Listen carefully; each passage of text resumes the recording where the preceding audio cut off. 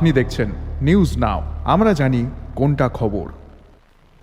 ভারত বাংলাদেশ সীমান্তে ফের এক বিএসএফ জওয়ানের মৃত্যুতে ছড়িয়েছে চাঞ্চল্য।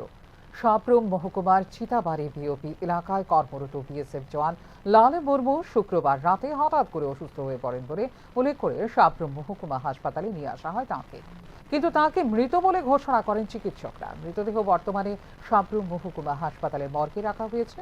হাসপাতাল কর্তৃপক্ষ জানিয়েছেন মৃত্যুর সঠিক কারণ এখনও স্পষ্ট নয়। এই বিষয়ে দেওয়া হয়েছে ময়নাতদন্তের নির্দেশ।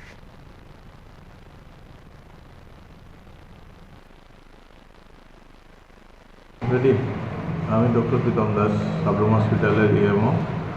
তো আজকে সকালবেলা আপনার 7:20 নাগাদ একটা পেশেন্ট এলো ব্লড ডেথ। বিএসএফ, ওনার নাম লালু মুর্মু, চিতাবাড়ি বিওপি থেকে এসেছে। তো আমরা ব্লড ডেটে পেয়েছি। আসার পরে আমরা ইসিজি করে দেখেছি এবং পিউপিল দেখলাম, রেসপিরেটরি দেখলাম, কোনো কিছুই নেই। তো আসার আগে, আমাদের হসপিটালে আসার আগে ওনার মৃত্যু হয়েছে। আমরা যথারীতি সরকারি নিয়ম মেনে হসপিটাল লোকাল পিএসকে জানিয়ে দিয়েছি।